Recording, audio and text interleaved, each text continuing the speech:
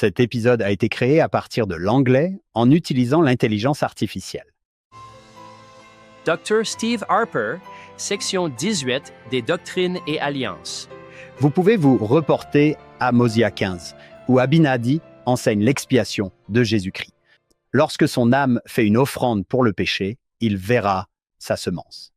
C'est sa motivation. Voici pourquoi. Les parents connaissent l'immense joie qu'ils éprouvent lorsqu'ils se sacrifient et que leurs enfants sont les bénéficiaires de ce sacrifice. Il n'y a rien de tel que cette joie. Vous l'avez ressenti, goûté. Il n'y a rien de tel. Eh bien, nous apprenons ici que cela ressemble peut-être à un petit avant-goût, mais que cela ressemble à ce que le Christ expérimente.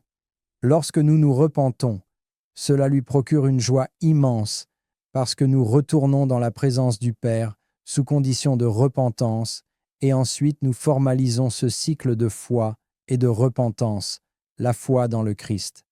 Nous croyons qu'il peut nous sauver et nous nous repentons pour lui signifier que nous voulons qu'il nous sauve. Nous formalisons cela en concluant une alliance et bien sûr, ce sera le sujet que nous aborderons ensuite.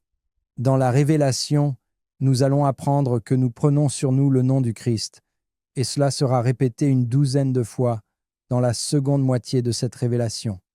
Et le Seigneur va dire aux apôtres, lorsqu'ils seront appelés, que votre tâche est de dire au monde entier de se repentir. Tu es appelé de la même manière que Paul, mon apôtre. Dites à tout le monde de se repentir. Dites-leur la raison de se repentir parce que cela apporte une immense joie au Christ. Et quand tu iras dire à tout le monde de se repentir, ta joie sera grande. Si une seule âme se repent, votre joie sera grande. Voici quelque chose que j'ai remarqué lors de ma dernière lecture de cette révélation et que je n'avais pas remarqué auparavant. Cela m'a fait plaisir de le remarquer.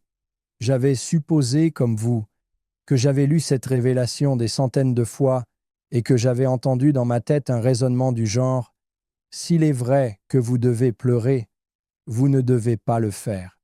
S'il vous arrive de pleurer, de travailler tous vos jours à crier repentance à ce peuple, et que vous ne rameniez qu'une seule âme à moi, grande sera votre joie avec elle dans le royaume de mon Père.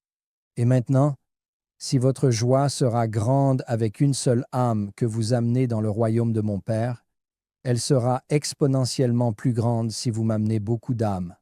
Qu'est-ce qui ne va pas dans ma lecture? Mon hypothèse n'est pas ce qui est dit. Oui, j'ai oublié quelques mots. Il est dit exactement la même chose à propos de la joie dans le royaume du Père, avec une seule âme qu'avec plusieurs âmes. Je suis un peu enfermé dans cet état d'esprit où si une seule est bonne, 10 sont meilleures. Je ne sais pas comment vous avez vécu votre mission, mais c'est ainsi que nous l'avons envisagé. À mon époque, j'ai honte de le dire, nous réduisions même les âmes au baptême. C'est ce que nous disions. Combien de baptêmes avez-vous eu? Oh, quelle tragédie! Parler ainsi. Combien d'âmes avez-vous aidé à venir à Christ est une meilleure question, et nous pouvons probablement faire mieux si nous ne pensons pas à cela de manière quantitative. Je pensais que cette révélation parlait d'un point de vue quantitatif. Ce n'est pas le cas. Permettez-moi de la relire. 15 et 16. S'il en est ainsi, voici la justification de ce que nous venons de lire sur ce qu'est le Christ, qui est le Christ, et ce que le Christ fait dans sa souffrance pour amener les gens à lui à condition qu'ils se repentent. Il éprouve une grande joie dans chaque âme, le repentir. Nous sommes donc appelés à crier repentance, et s'il arrivait que nous fassions cela toute notre vie et qu'une seule âme se repentait, nous aurions une grande joie avec elle dans le royaume de Dieu. Et si ce cri de repentance devait aboutir à ce que de nombreuses âmes soient amenées, nous aurions une grande joie avec elle dans le royaume de Dieu. Il n'y a pas d'augmentation de la joie. Il n'y a pas de « si une âme est bonne, 10 âmes sont meilleures.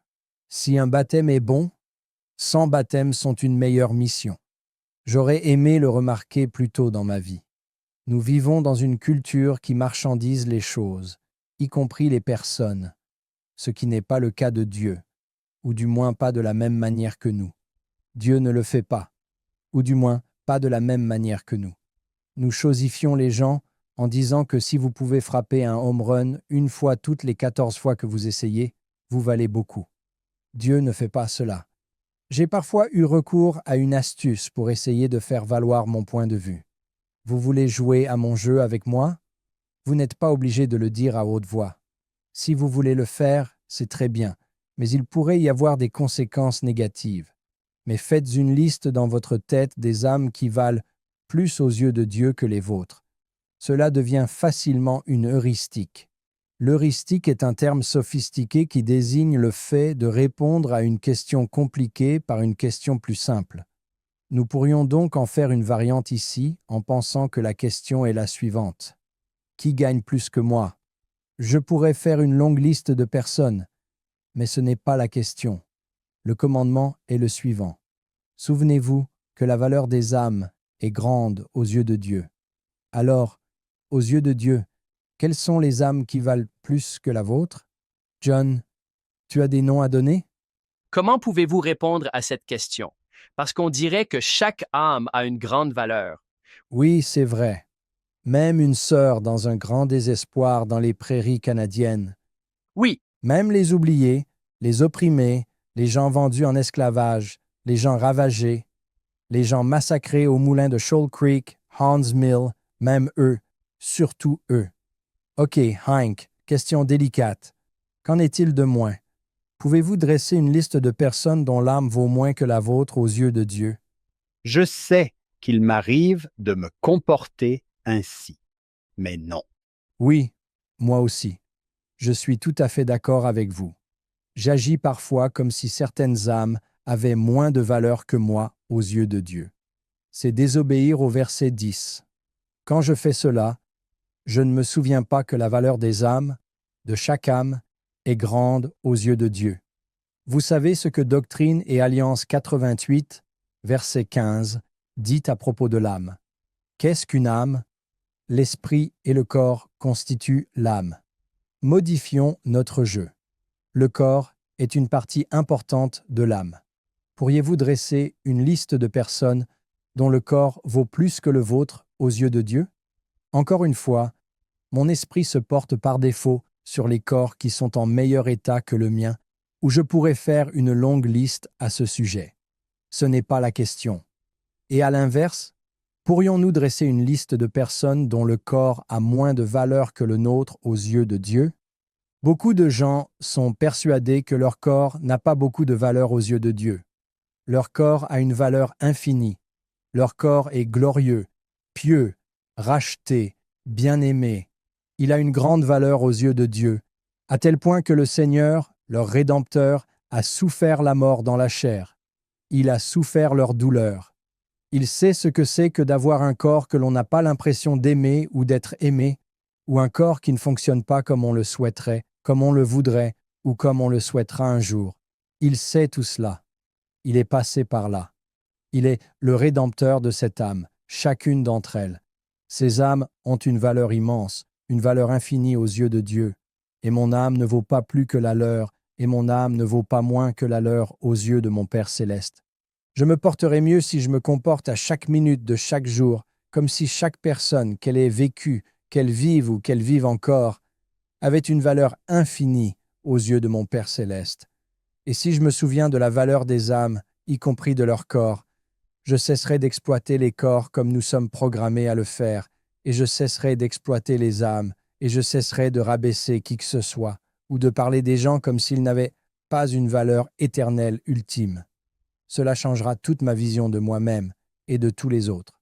Si je fais le simple commandement du verset 10, rappelez-vous que la valeur des âmes est grande aux yeux de Dieu. C'est pourquoi cette révélation est si importante pour moi. Je suis loin de l'avoir perfectionnée, mais cela a changé ma vie d'essayer, ne serait-ce que d'essayer d'appliquer le verset 10 et de me repentir lorsque j'échoue. Parce que lorsque je me repens, cela apporte de la joie à Christ, et ensuite de parler aux autres de la grande joie qu'ils peuvent éprouver et que Christ éprouvera lorsqu'ils se repentiront. Cela change ce que le repentir signifie pour moi et m'aide à découvrir la joie du repentir quotidien. comme le président Nelson nous a appris à le faire. C'est l'Évangile, c'est le rocher, c'est le salut. Le verset 17 dit « Quelle belle connexion de la section 88. Ne pensez-vous pas, John? Rappelez-vous que la valeur des âmes, des corps et des esprits est grande aux yeux de Dieu. Quelle fantastique leçon pour ceux qui nous écoutent. Et peut-être que tous ceux d'entre nous qui ont déjà insulté leur propre corps ou d'autres personnes entendront le Seigneur dire « Non, non, non, non, non, ne faites pas cela. » J'ai pensé à l'homme près de la piscine de Bethesda. Depuis combien de temps était-il dans cet état? Peut-être pas à la piscine, mais dans cet état depuis 38 ans et le Seigneur l'a trouvé. Lorsque j'en suis arrivé là, j'aime lire une déclaration du président Packer à propos de ceux qui prennent soin de ceux dont le corps ne fonctionne pas, qui attendent toujours le remuement de l'eau et qui l'ont fait pendant toute une vie. C'est une belle façon de voir les choses et je pense que cela bénira beaucoup de gens d'y penser de cette façon. Merci, Steve. « C'est ainsi que Jésus est. C'est ainsi qu'il pense. Il a cette vision. Et dans sa vision, chaque âme a une valeur infinie. C'est pourquoi il est si exaspéré et frustré lorsque nous nous traitons mal les uns les autres. Parce qu'à ses yeux, si nous pouvions voir comme il voit que c'est la pire chose à faire que de se traiter mal les uns les autres, nos âmes, chacune d'entre elles, sont d'une valeur infinie. Pourquoi s'exploiter les uns les autres? Pourquoi se rabaisser? Pourquoi se faire du mal? Qu'il s'agisse de l'esprit ou du corps, de l'âme ou de l'esprit, toute forme d'abus émotionnel est inacceptable. C'est pourquoi la pornographie est une force si destructrice. Je ne veux pas que les gens se méprennent. Je sais que l'utilisation de la pornographie est omniprésente et difficile et qu'il y a toutes sortes de raisons. Je n'essaie pas de me mettre à dos qui que ce soit ou de rendre quelqu'un honteux de ce qu'il fait. Une chose qui pourrait nous aider à vaincre la pornographie d'une autre manière, c'est de faire le verset 10. Souvenez-vous qu'une âme, y compris les âmes que j'exploite si j'utilise ou fais de la pornographie, souvenez-vous de ces âmes. Souvenez-vous de leur valeur et alors peut-être pourrais-je trouver la résolution de changer mon comportement si je me souvenais de ce que chacune de ces âmes a coûté, de ce qu'elles valent et de qui elles sont, en particulier aux yeux de leurs parents créatifs, spectaculaires et célestes, qui ont fait le sacrifice ultime pour ces âmes. Même Truman Madsen a sa manière merveilleuse et puissante.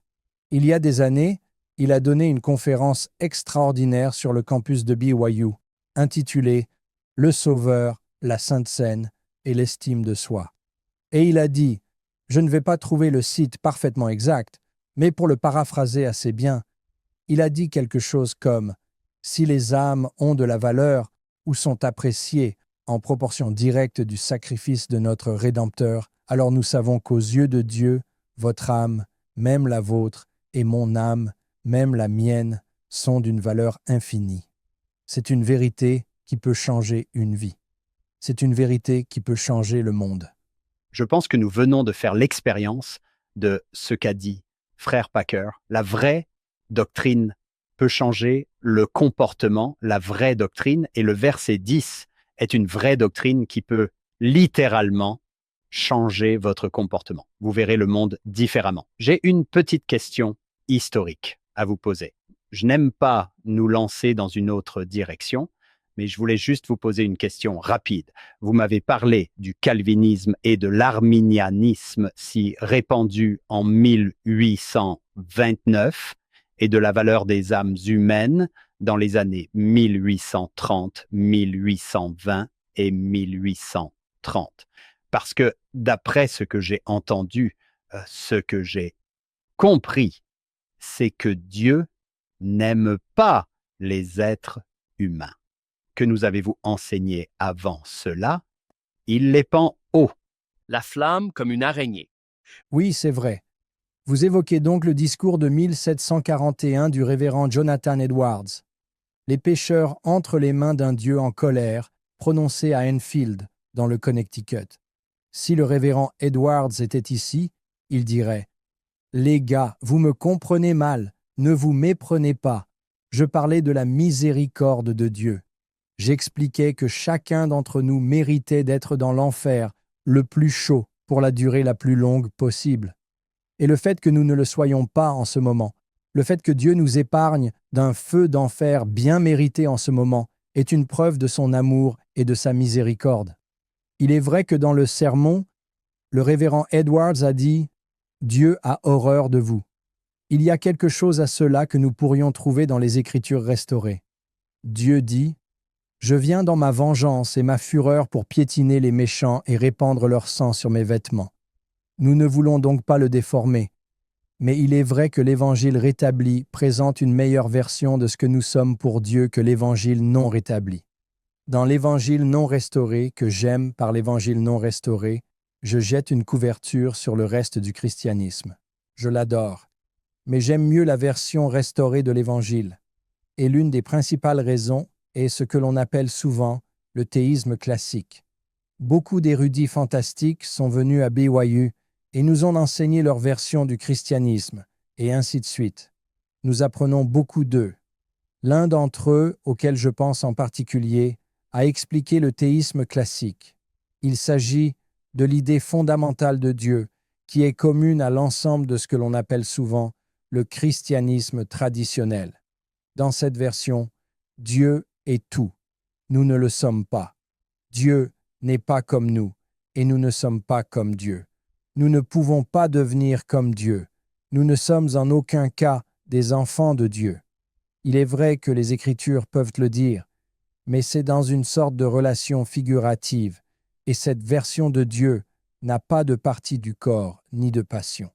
Cette version de Dieu n'est pas matérielle, n'apparaîtrait pas dans un bosquet d'arbres, ne vous envelopperait pas dans ses bras lorsque vous revenez en sa présence. C'est une partie de ce que vous demandez. Hank, c'est le Dieu du christianisme non restauré. Donc, ce que Dieu rétablit par l'intermédiaire de Joseph Smith, ce sont ses croyances qui sont abominables à mes yeux. Je sais que nous avons parfois mis la pédale douce ces derniers temps, comme si nous étions un peu gênés que Joseph cite Jésus dans le bois sacré, en disant que leurs credos sont une abomination. Je ne pense pas que Jésus ait voulu dire « Je hais tous les gens partout » ou « Je hais tous les gens qui ne sont pas membres de l'Église ». Ce n'est pas ce qu'il voulait dire, mais il voulait dire que je n'aime pas les credos parce qu'ils donnent une identité complètement erronée à Dieu et au Christ. Ils disent que nous sommes immuables, que nous sommes incapables de changer quoi que ce soit. On ne peut pas grandir pour devenir comme ses parents célestes, et on n'a pas de parents célestes. Soit dit en passant, cela ne fait pas partie de la version non restaurée. Vous savez, vous n'êtes pas littéralement la fille de parents célestes ou le fils de parents célestes. Et le Christ n'est pas le fils littéral de Dieu, dans le sens où la version restaurée de l'Évangile nous l'enseigne. C'est donc ce qui est vraiment en jeu. Hank, je ne veux pas être trop général, mais la différence est que la version credo du christianisme est basée sur des idées philosophiques grecques qui sont utilisées pour interpréter ce que le Nouveau Testament signifie à propos de Dieu. Alors que Joseph Smith n'utilise pas ces credos comme lentille d'interprétation, et il nous donne donc le Nouveau Testament et les Écritures rétablies, d'une manière qui nous fait penser à Dieu beaucoup plus littéralement comme notre Père, et au Christ comme notre frère aîné, qui est notre Sauveur et notre Rédempteur. Et cela change tout. Tout change lorsque nous avons cette compréhension différente. Encore une fois, Truman Madsen a enseigné cela avec beaucoup de force. J'aimerais que toutes les personnes présentes dans notre auditoire soient assez âgées pour avoir entendu et appris du professeur Madsen. C'était un philosophe formé à Harvard qui avait une façon incroyablement puissante d'enseigner à des crânes relativement engourdis comme le mien. La théologie la plus profonde se fait en racontant des histoires formidables. Il faisait de la théologie par le biais d'histoires, et celle-ci en est une. Je l'ai entendu raconter cette histoire à la Yale Divinity School. Il était l'orateur principal de cette conférence historique. C'était la première fois qu'un établissement aussi prestigieux que la Yale Divinity School organisait une conférence sur l'Évangile rétabli. Auparavant, l'Évangile rétabli n'était qu'un élément secondaire dans la religion américaine, mais il était désormais sur la scène. Ils ont donc invité le professeur Madsen à prendre la parole et il a raconté l'histoire d'une conversation qu'il avait eue, ce qui était caractéristique de lui, avec deux érudits jésuites, deux prêtres catholiques qui étaient d'excellents universitaires, très bien éduqués et, comme d'habitude, il avait cultivé avec eux une relation de respect mutuel. Il voulait les comprendre et ils voulaient le comprendre parce qu'ils aimaient tous Dieu et s'aimaient les uns les autres. Il a raconté l'histoire d'une conversation avec lui où il disait « Truman, nous vous aimons, nous vous respectons, mais nous n'arrivons pas à comprendre comment il se fait que vous pensiez à Dieu de cette façon, comme s'il était votre Père, et comme si tout son travail consistait à vous faire ressembler à lui, comme si vous pouviez être Dieu. » Selon le professeur Madsen, les saints des derniers jours ont du mal à penser à Dieu d'une autre manière. Qu'est-ce que Dieu si ce n'est un Père qui veut que ses enfants grandissent pour lui ressembler? C'est ce que dit la section 76 des Doctrines et Alliances. Si les Doctrines et Alliances sont des études supérieures, la section 76 est comme le séminaire de deuxième année où l'on se rend compte que l'on est vraiment en train de faire des études supérieures. C'est vrai? Et la section 76 est tout simplement désagréable pour le christianisme traditionnel. D'accord. Verset 95, Doctrine and Alliance, section 76. Dieu rend les héritiers de l'exaltation égaux à lui en puissance, en force et en domination. Ainsi, l'idée que nous soyons exaltés, que nous devenions comme nos parents célestes, est répugnante pour le christianisme non restauré. Et c'est la couronne du christianisme restauré. C'est ce que les doctrines et alliances font culminer et ajoutent à la restauration. Le professeur Madsen parle donc à ses amis jésuites, et il lui explique que cela nous semble blasphématoire. Cela semble vous mettre sur un pied d'égalité avec Dieu. Nous ne pouvons pas concevoir un Dieu dont le travail consiste à créer un univers rempli de gens aussi grands que lui, ou aussi égaux que lui. L'argument du professeur Madsen était le suivant. Que fait un père? Que font les parents célestes? Ils élèvent leurs enfants pour qu'ils soient aussi joyeux, puissants et heureux que possible, et cela en devenant comme eux. On touche là au cœur de la différence, Hank, entre les différentes versions du christianisme non restauré à l'époque de Joseph Smith et la version restaurée. Oui, ces gens valent la peine d'être sauvés. En effet. Ils le sont. Absolument. Pourquoi appeler à la repentance? Pourquoi passer votre temps à faire cela? Parce que ces gens, je les aime. Ils valent la peine d'être sauvés. Je ne sais pas ce que C.S. Lewis penserait de tout cela, mais vous connaissez sa déclaration sur le fait que nous vivons parmi des dieux et des déesses possibles. Je l'ai en fait sous les yeux. Je l'ai apporté pour aujourd'hui. C'est une chose sérieuse de vivre dans une société de dieux et de déesses possibles que de se rappeler que la personne la plus terne et la plus inintéressante à laquelle vous pouvez parler peut un jour être une créature que vous seriez fortement tenté d'adorer si vous la voyez aujourd'hui. Les gens ordinaires n'existent pas. Vous n'avez jamais parlé à un simple mortel. Un aperçu intéressant, hein? Le christianisme simple. Il y a beaucoup de belles vérités dans Mere Christianity. Comme C.S. Lewis l'a décrit, ce que j'ai toujours souhaité pouvoir faire, c'est-à-dire ne pas essayer d'écrire une suite à C.S. Lewis si vous n'êtes pas un écrivain aussi brillant. Et le mien, je ne le ferai jamais, mais quelqu'un devrait écrire le livre Restored Christianity. Il a écrit Mere Christianity pour dire que c'est ce que nous avons tous en commun. C'est ce que tout le monde chrétien a en commun. Et c'est vraiment beau, simple mais beau, puissant. Et je voudrais juste dire que j'accepte tout le simple et que j'aimerais y ajouter les couches restaurées et je pense que vous le trouverez encore meilleur. Lorsque j'étais à l'université, je me souviens de ma licence. J'avais un professeur d'économie qui nous répétait sans cesse ce qu'est la valeur d'un objet. Ce que quelqu'un est prêt à payer pour l'acquérir, et nous avons fait la même chose le lendemain. Quelle est la valeur d'un bien? Ce que quelqu'un est prêt à payer pour l'obtenir. Je ne pense pas qu'il savait qu'il influençait ma théologie. Section 18. Quelle est la valeur d'une âme? Ce que Dieu était prêt à payer pour elle. Et c'était un fils unique. Les professeurs d'économie insistent parfois sur le fait qu'il ne faut pas seulement être disposé à payer, mais aussi être capable de le faire. On peut être prêt à payer. Je paierai $1 million pour certaines choses, mais je n'en suis pas capable.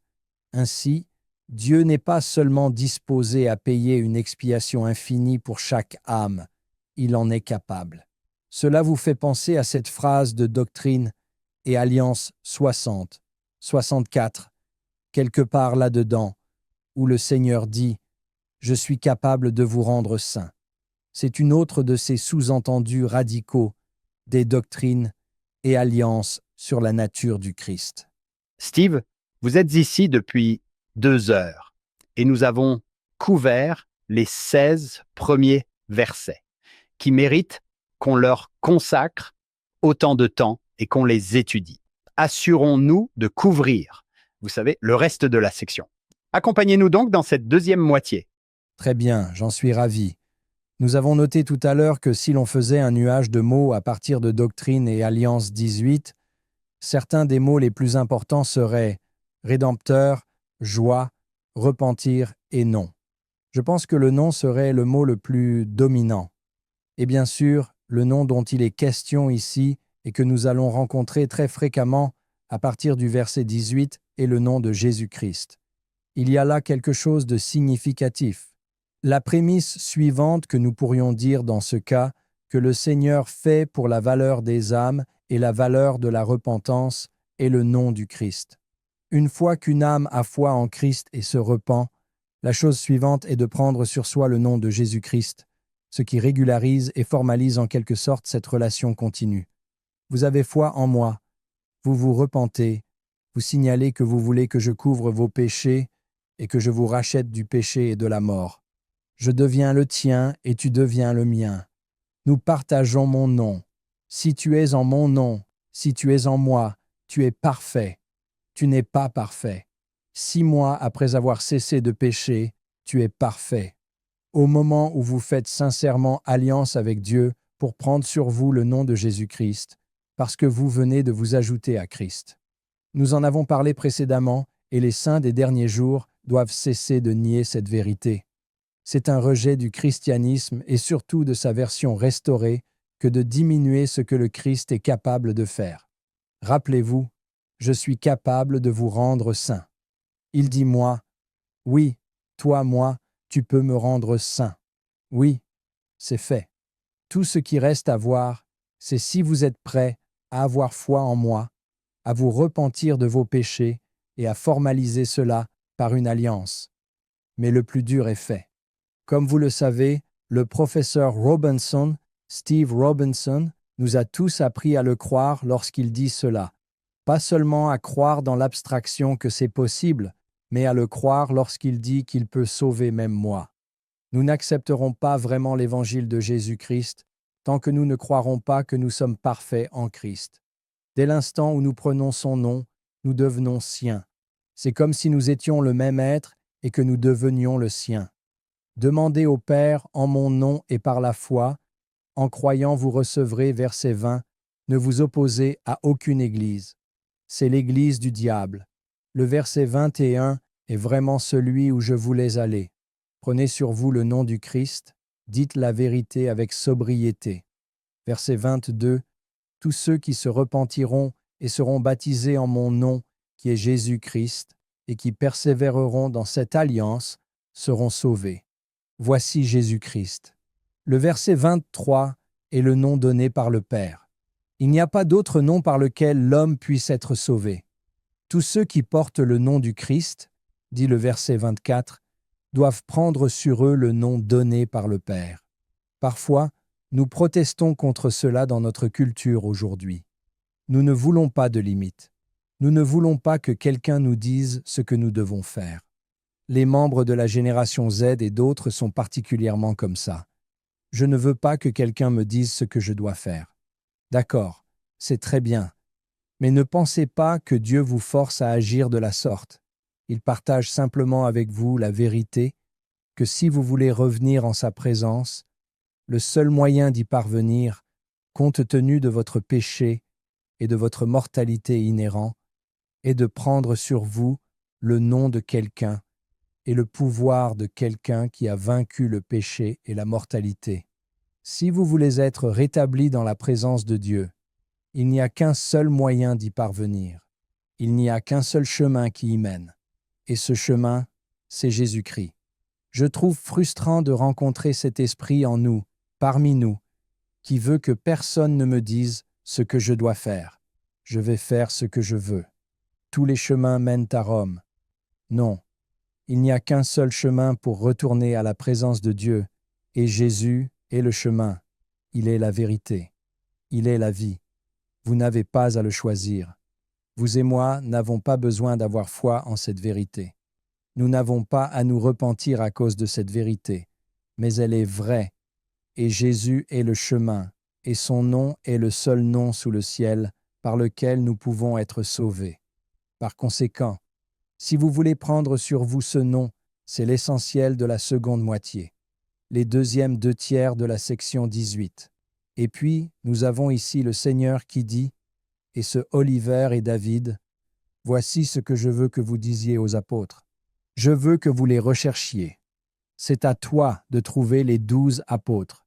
Tu les reconnaîtras parce qu'ils désireront prendre sur eux mon nom de tout cœur.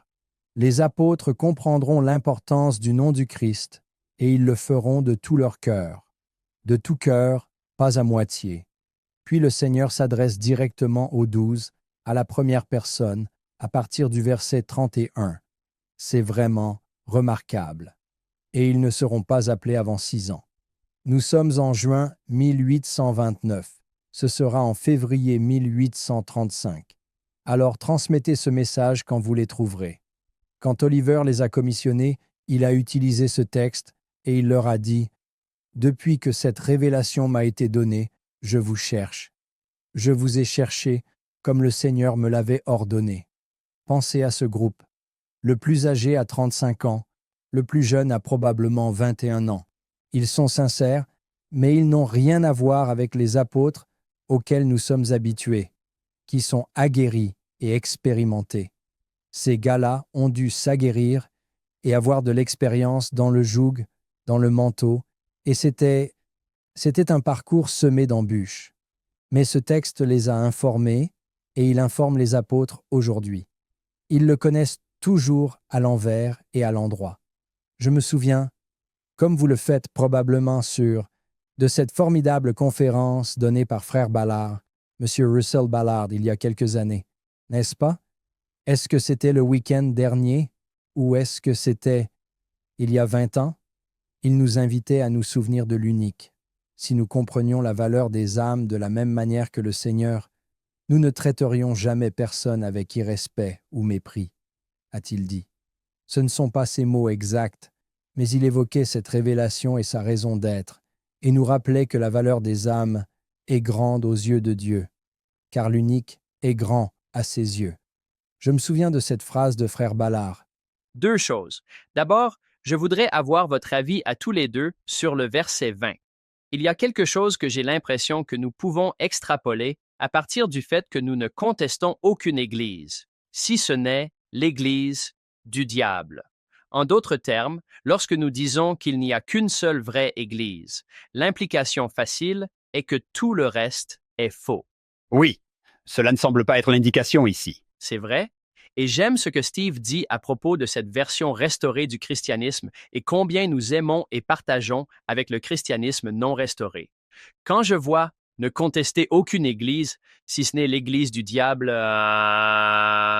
je me dis qu'il y a des églises qui ne sont pas l'église du diable, et je ne sais pas si nous utilisons le mot église comme une organisation. Je ne sais pas. J'aimerais avoir votre avis à ce sujet. Oui, John, je pense que vous revenez à la vision de Néphi qui dit « Je ne vois que 2 églises. Celui-ci soulève un peu de poussière. C'est l'Église de l'agneau de Dieu et l'Église du diable. Et si vous n'êtes pas dans celle-ci, vous êtes dans celle-là. Et plutôt dans les doctrines et alliances, je ne pense pas que nous en ayons parlé, le Seigneur dit à la section 10, « Voici ma doctrine. Quiconque se repent et vient à moi, c'est mon Église. » Oui, c'est vrai. Oui, c'est vrai. C'est énorme. Je vois le Seigneur dire, nous allons crier la repentance, donc nous n'avons pas le temps de nous battre avec d'autres églises. Ce n'est pas là que vous allez passer votre temps. La valeur des âmes est grande. Criez repentance, restez presque en mission. C'est une très bonne façon de voir les choses. C'est une très bonne façon de voir les choses.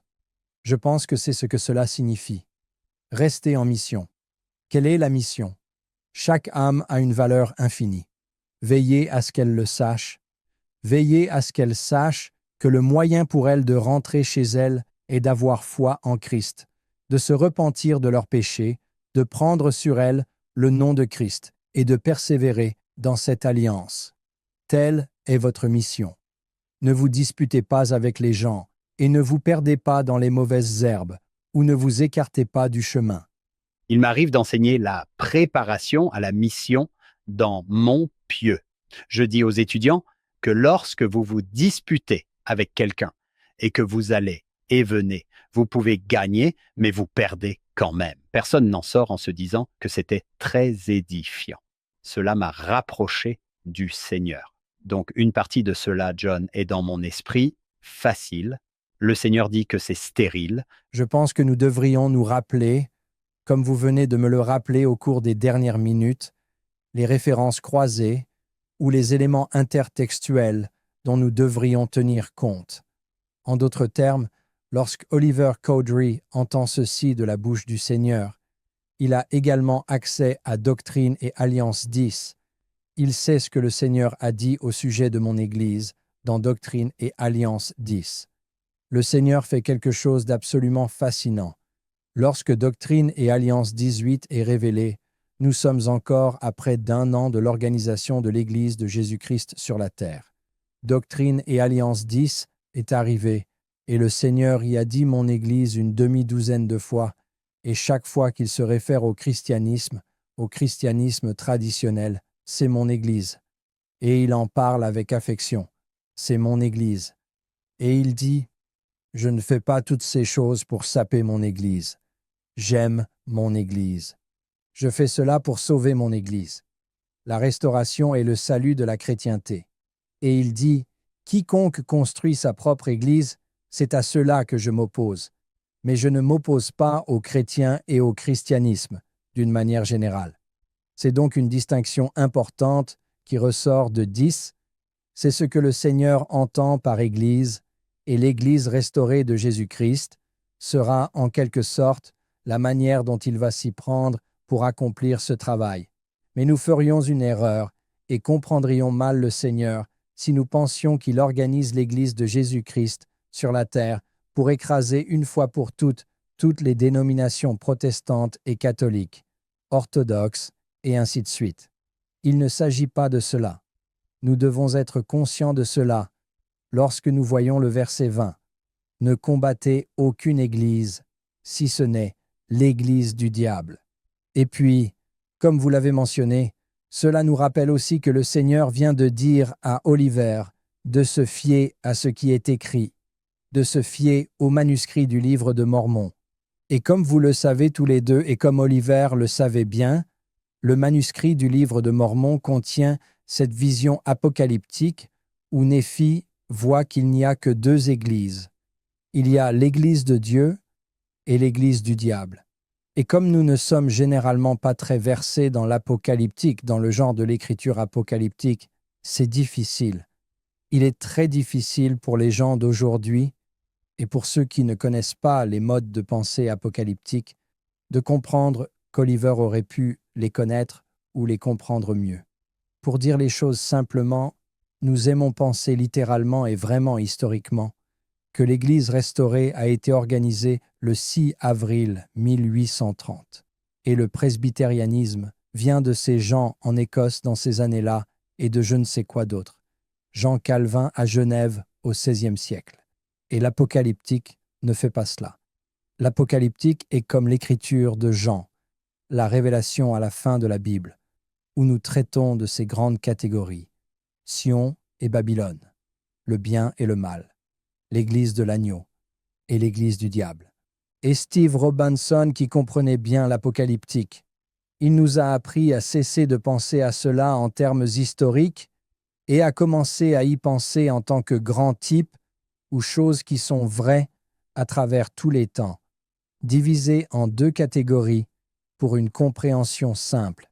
Il a dit, et c'est célèbre, qu'en pensant à l'Apocalypse, on peut être membre de l'Église de Jésus-Christ et appartenir à l'Église du diable. Cela a beaucoup plus à voir avec ce que vous êtes par rapport au Christ qu'avec l'endroit exact où se trouvent vos registres d'appartenance ou l'endroit où vous vivez dans le temps et l'espace et l'Église à laquelle vous appartenez. C'est une longue façon de le dire. Oliver aurait entendu le verset 20 avec les deux visions apocalyptiques de Néphi dans sa tête, ce qui signifie qu'il y a deux églises, l'une étant l'Église de Dieu et l'autre l'Église du diable. Il l'aurait lu en pensant à l'Église de Dieu et à l'Église du diable. Et il l'aurait lu avec Doctrine et Alliance 10 en tête, qui parle de mon Église, l'Église du Sauveur, c'est-à-dire le christianisme non restauré, et comment la restauration de l'Église sera le sel, le levain du christianisme en général. Donc, si nous voulons comprendre cette révélation comme Oliver l'a fait, nous devons connaître ces textes et y penser comme Oliver le ferait. Maintenant, comment, avec cela à l'esprit, je ne suis toujours pas sûr de ce que je suis censé faire avec le verset 20. Je ne suis toujours pas sûr de la façon ou des façons dont je devrais traiter cela. Comment suis-je censé lutter contre l'Église du diable? Montrez-la-moi, j'irai au combat. Plus loin, le livre de Mormon, je crois que c'est aussi Néphi, dit que celui qui lutte contre Sion, c'est la prostituée de toute la terre, et Sion est le cœur pur. Et il y a des cœurs purs dans le monde entier. L'autre chose que j'ai aimé, Steve, et que vous avez souligné à propos du fait de prendre sur nous le nom du Christ, c'est que j'ai été intrigué par l'idée d'être disposé par rapport à celle d'être capable. Nous sommes toujours appelés à vouloir, mais Dieu peut, vous savez, et nous pouvons avoir notre cœur, n'est-ce pas? Nous sommes donc bien disposés, mais il est capable d'accomplir son œuvre. J'espère que lorsque nous entendons dans la prière de la Sainte Seine que nous sommes prêts à prendre sur nous le nom du Christ, nous sommes ravis, nous sommes honorés. Quelle chance! Qui d'autre préféreriez-vous porter sur vous? Qui a le pouvoir de faire ce qu'il peut faire? J'aime cette idée et j'ai envie de dire que non seulement je suis prêt, mais que je suis ravi, que je suis honoré. Je suis béni de prendre sur moi le nom du Christ. Et je suis encore plus heureux de pouvoir revenir ici la semaine prochaine et d'essayer à nouveau. J'aimerais bien en être capable, c'est vrai. Oui, j'aimerais pouvoir, mais je vais vouloir. C'est exactement ce que j'ai pensé. John, lorsque Steve a mentionné ce nom, j'ai pensé, vous savez, lorsque vous prenez le nom de quelqu'un, c'est très familial. C'est le mariage, les enfants, les grands-parents. Qu'avez-vous fait de mon nom? Oui, relationnel signifie une relation. Et dans ce cas, la relation est une alliance. C'est entre nous et le Père, et la promesse du Père est que si vous voulez revenir en ma présence, je ferai en sorte que ce soit possible. Et pour que cela soit possible, je vous donnerai mon Fils unique. Si vous le voulez, il le peut. Et si vous concluez une alliance, si vous prenez sur vous son nom, il vous ramènera ici, en ma présence. Et c'est ce que je veux. C'est ce qu'il veut. La seule question qui reste à poser à chacun d'entre nous est de savoir si c'est ce que nous voulons lorsque nous nous rendons dans l'endroit le plus sacré de la planète, dans le cadre le plus sacré, et que le Seigneur, pour ainsi dire, nous pose la question. Voilà ce qu'est la question. Que voulez-vous? Voulez-vous revenir en ma présence? Bien sûr que oui, bien sûr. Parce que j'ai une dotation d'alliances puissantes qui feront en sorte que cela se produise. Si tu le veux, je peux te ramener en ma présence. Donc Steve, nous avons David et Oliver, Et nous savons que Martin Harris va faire partie de ce comité de recherche pour trouver les 12. Alors, comment le Seigneur termine-t-il? Après le verset 36, donc entre les versets 31 et 36, il donne un mandat aux apôtres. Il leur donne la description de leur travail et leurs ordres de marche. Les futurs apôtres, n'est-ce pas? Oui, les futurs apôtres. C'est vrai, presque 6 ans plus tard, ils seront appelés. C'était cool. Il a appelé le comité de recherche Oliver Cowdery, David Whitmer, Martin Harris. Je n'y avais jamais pensé de cette façon, mais c'est exactement ce qu'ils sont. Le mot que le Seigneur leur donne est « recherche ». Rechercher ses apôtres. Il revient donc à Oliver et David au verset 37. Il parle à la première personne, la voix du Sauveur. Encore une fois, cherchez ces 12 qui ont les désirs dont j'ai parlé. Vous les reconnaîtrez en les voyant manifester leurs désirs. Et Steve, c'est ce que vous venez de dire. Que voulez-vous? J'adore quand j'ai vu ça, je me suis dit, oui, qu'est-ce qu'ils veulent? Vous les reconnaîtrez à leurs désirs. En effet, quand vous les aurez trouvés, montrez-leur la section 18, dit le Seigneur au verset 40, et vous vous prosternerez et adorerez le Père en mon nom, et vous prêcherez cela au monde. Dites au monde, repentez-vous et soyez baptisés au nom de Jésus-Christ. Si vous résumez tout ce que nous avons appris jusqu'à présent dans la section du verset, vous pourriez le faire avec le verset 41. Oliver, qu'êtes-vous censé faire? Tu dois prêcher au monde entier. Et voici ce que tu leur dis. Repentez-vous, soyez baptisés. Prends sur toi le nom de Jésus-Christ. Le verset 42 commence par l'un de ces mots rationnels. Pour. Il nous explique pourquoi Oliver est censé prêcher, se repentir, être baptisé et prendre le nom du Christ. La raison en est que tout le monde doit se repentir et être baptisé. Tout le monde, hommes, femmes et enfants qui sont responsables, toute personne qui a pu choisir d'agir contrairement à la volonté de Dieu doit être invitée. S'ils changent d'avis et de cœur, s'ils se repentent, en d'autres termes, s'ils décident de faire volte-face et de choisir la volonté de Dieu et de formaliser cela par une alliance, alors ils doivent être baptisés. Ils doivent montrer que de la manière dont Dieu l'a révélé, le Seigneur dit repentance. Une autre fois, au verset 44, et moi, Jésus-Christ, au verset 47, votre Seigneur, votre Dieu et votre Rédempteur, par la puissance de mon esprit, je l'ai dit. Encore une fois, si nous avions un nuage de mots, les mots les plus importants seraient Rédempteur, joie, Jésus-Christ, repentance, nom et le nom. Chaque fois que nous parlons de cela, le nom est Jésus-Christ. Et nous remarquerions qu'il s'agit de 2 apôtres qui parlent de ce que font les apôtres. Les apôtres disent à tout le monde, partout, de se repentir, et ils expliquent pourquoi ils doivent se repentir. Les apôtres prennent sur eux le nom de Jésus-Christ et ils vont dire à tous les autres comment ils peuvent prendre sur eux le nom de Jésus-Christ. Ils représentent le nom du Christ dans le monde entier. Un texte magnifique. Il a changé ma vie de missionnaire punk.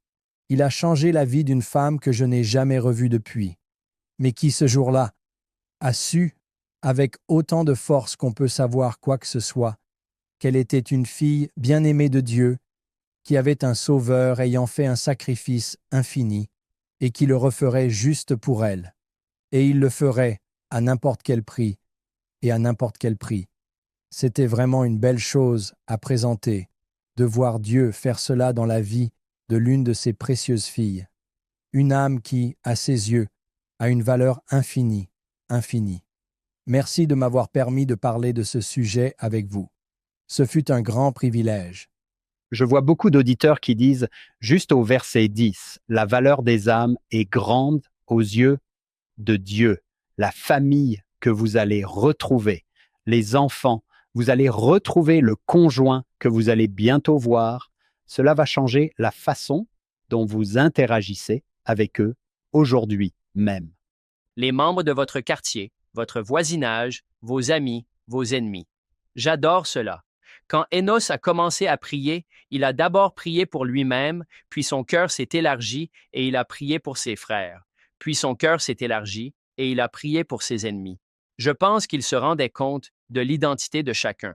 Vous savez, si mes frères ne survivent pas, pouvez-vous bénir les dossiers que les Lamanites obtiendront un jour, parce que leurs âmes sont précieuses. Ce qui est se calma avant qu'il aille au Ramamptum. Ô Seigneur, leurs âmes sont précieuses, et beaucoup d'entre eux sont nos frères, n'est-ce pas? Je parie que Steve peut finir celui-ci. Joseph Smith, quelqu'un rempli de l'amour de Dieu, ne se contente pas de bénir sa famille, mais s'étend au monde entier. Il est impatient de bénir toute la race humaine. J'ai beaucoup réfléchi à ce sujet ces derniers temps. Steve, puisque vous êtes ici, permettez-moi de vous poser une petite question qui, je pense, intéressera nos auditeurs. Il y a des voix qui vous diront que Joseph Smith était un escroc et presque toutes les autres mauvaises choses possibles. Ici, nous avons quelqu'un qui a passé sa carrière. Vous n'avez pas l'air si vieux, mais c'est en train de monter dans les décennies. Vous avez lu ses paroles, vous avez regardé les documents originaux, je ne sais pas combien, je veux dire, vous avez travaillé pour les documents de Joseph Smith pendant combien d'années, docteur en histoire. Et c'est à cela que vous avez consacré votre vie, à connaître le prophète Joseph Smith, du moins à connaître tout ce qu'il a écrit, tout ce qu'il a dit, tout ce que les gens ont dit de lui. Alors, si j'entends ces voix qui me disent que Joseph Smith est, vous savez, l'un des plus grands escrocs de l'histoire du monde et que je suis, et pourtant j'ai ici quelqu'un qui a littéralement étudié pendant des années, que voudriez-vous que je sache, l'auditeur? Eh bien, l'une des premières choses qui me viennent à l'esprit, c'est que c'est une prophétie de Joseph Smith qui s'est réalisée. Je veux dire, le fait que cet enfant que personne ne connaîtrait se souvient que dans sa propre histoire, il a dit « Je suis un garçon obscur ». Et quand Josiah Quincy vient le voir, et Charles Adams, n'est-ce pas, ces grands noms de Boston sont venus jusqu'au Mississippi pour voir ce Joseph Smith. Et quand Quincy écrit à ce sujet des années plus tard, il dit qu'il avait le nom le plus familier de tous les noms humains. Il avait du fumier sur ses bottes. Pourquoi serait-il quelqu'un que l'on irait voir à des milliers de kilomètres? Quincy répond assez bien à cette question, sans pour autant adhérer à la réponse de Joseph, qui lui sourit en quelque sorte et lui dit « Tu oublies que je suis un prophète de Dieu. » La réponse est donc que Joseph Smith révèle Jésus-Christ. La raison d'étudier Joseph Smith est qu'il a été choisi par Jésus pour rétablir l'évangile de Jésus-Christ. Si ce n'est pas le cas, aucun d'entre nous ne se soucie de savoir qui est Joseph Smith. Il y a une centaine d'autres personnes du nom de Joseph Smith à New York à l'époque. Aucun d'entre nous ne sait ou ne se soucie d'eux, et il se peut qu'elles aient été moralement supérieures à Joseph. Elles étaient peut-être plus instruites. Ils étaient peut-être plus charitables par nature, plus ou moins. Mais ils ne sont pas triés sur le volet par Jésus pour traduire son livre, recevoir ses révélations et nous les transmettre. On peut trouver toutes sortes de raisons et sélectionner les preuves. Vous pouvez même trouver des choses d'Oliver Cowdery pour dire que Joseph Smith était une personne méchante, sale et répugnante. Ce que vous faites, c'est que vous sélectionnez des éléments de preuve au lieu de l'ensemble. Et Hank, c'était généreux de votre part de dire depuis combien de temps je fais cela et combien je l'ai fait. Eh bien, cela m'a permis de me faire une idée assez précise de l'ensemble des preuves. Lorsque vous examinez l'ensemble des preuves, vous ne faites pas partie de ceux qui le rejettent si facilement. Une autre façon de le dire est que les personnes qui s'acharnent sur Joseph sélectionnent des éléments de preuve. Ils ne vous disent pas la totalité.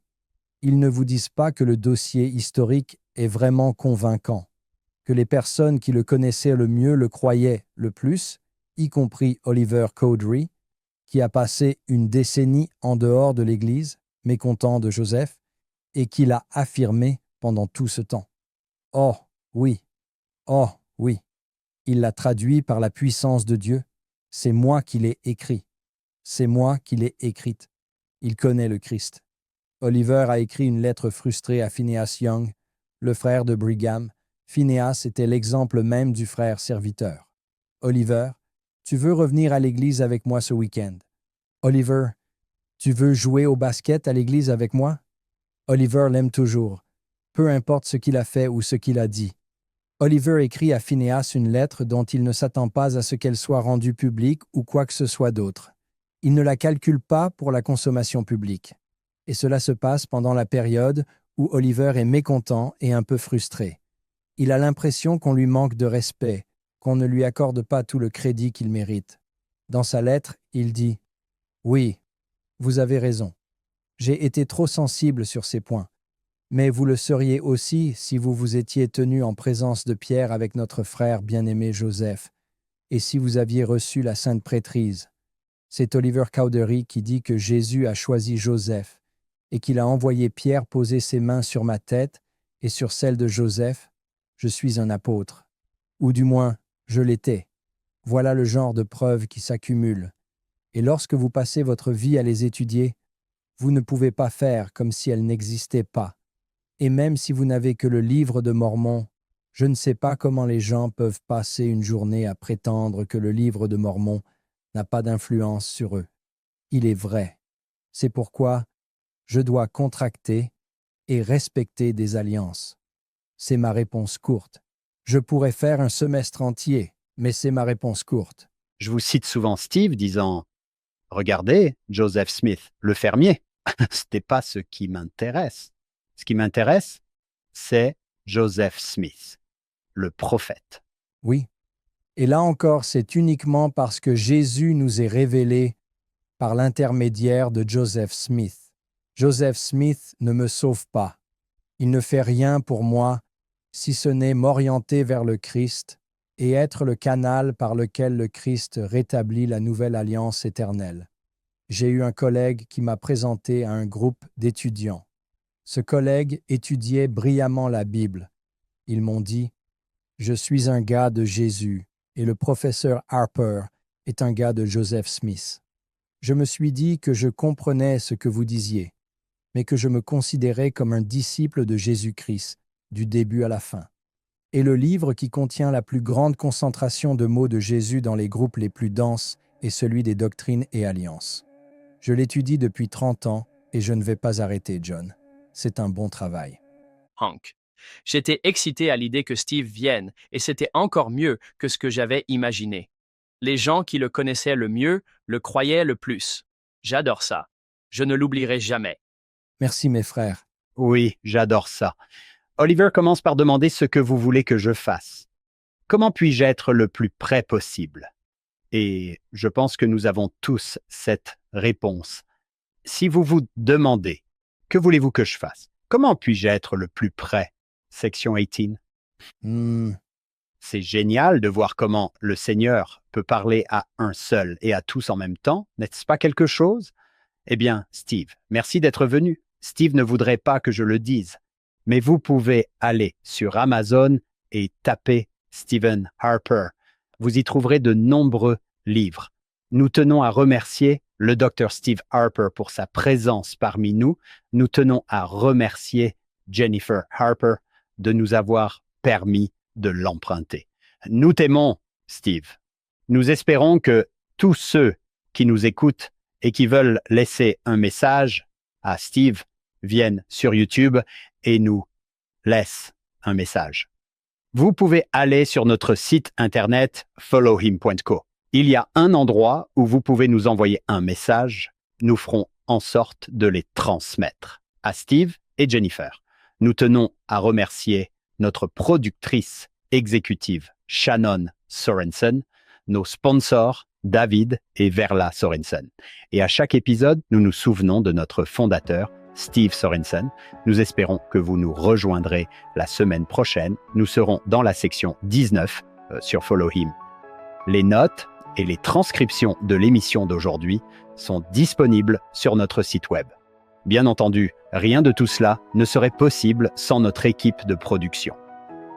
David Perry, Lisa Spice, Jamie Nilsson, Will Stoughton, Crystal Roberts, Ariel Quadra, Amelia Kabuika et Annabelle Sorensen.